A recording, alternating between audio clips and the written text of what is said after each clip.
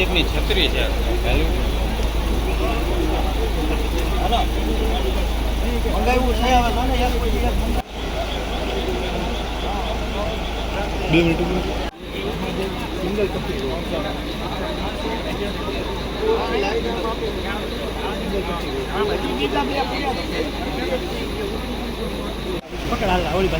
હા ઉભો રે 1 મિનિટ હવે ઉભો રે 1 મિનિટ હવે ઉભો રે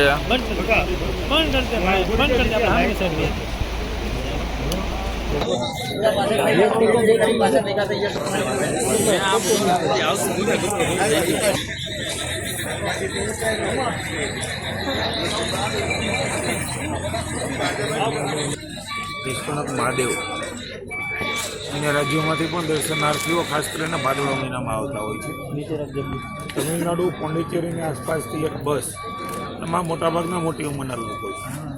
અહીંયા ભારે વરસાદ હોવાના કારણે નાળુના નદી છે ત્યાં પૂરના કારણે થોડા ફસાયેલા છે.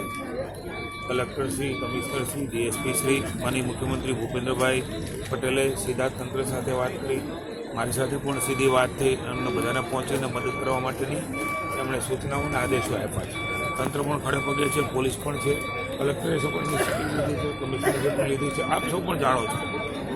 તકેદારી રાખવાના કારણે તમામ લોકોનો બચાવ આપણે કરી શક્યા છીએ.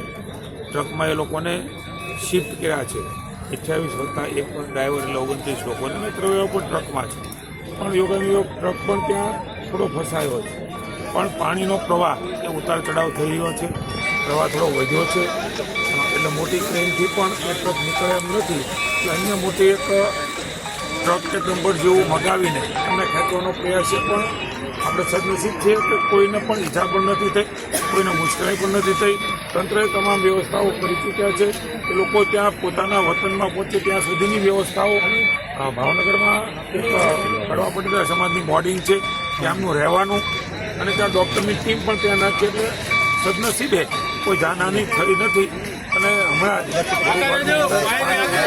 વ્યવસ્થાઓ એમને સલામત સ્થળે પહોંચાડવાની થઈ ગઈ. ઓકે.